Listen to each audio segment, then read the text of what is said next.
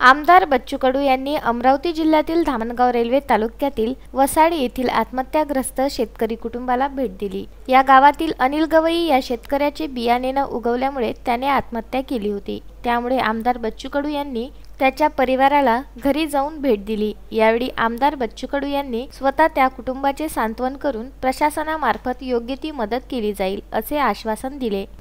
कारण बियाण्याच्या बाबतीत हा जो आता घोळ सुरू आहे सगळ्या इथे तो अत्यंत वाईट आहे। एक तर टाइम पिरियड जो वेळ आहे तो निघून गेला तर मग दुबारा पेरणी करण्यात काही अर्थ उरत नाही। एकदा पेरणी झाल्यानंतर बियाणं बेकार निघणं म्हणजे मी पाहतो का सगळ्यात मोठं जर धोका आणि नुकसान झालं होत असेल तर यावेळेस होते। केलेल्या पेरणीमध्ये जे काही आम्हाला वेळ द्यावं लागतं, शेतकऱ्याला खर्च येतं आणि तो वेळ पुन्हा येईल आणि पाणी येणार हे शक्य नाही आहे। म्हणून बियाण्यासंदर्भात एक चांगला कायदा सरकारनं करावा जेणेकरून त्याच्यात फौजदारी गुन्हे दाखल कंपनीवर झाले पाहिजे। सध्या कुठलाही कायदा आम्ही पाहतोय त्या बियाण्याच्या बाबतीत, बेकार बियाण्याच्या बाबतीत, बोगस बियाण्याच्या बाबतीत कुठलाही कायदा नाही आहे। Salman Khan, Vidarbha news, Dhamangaon railway.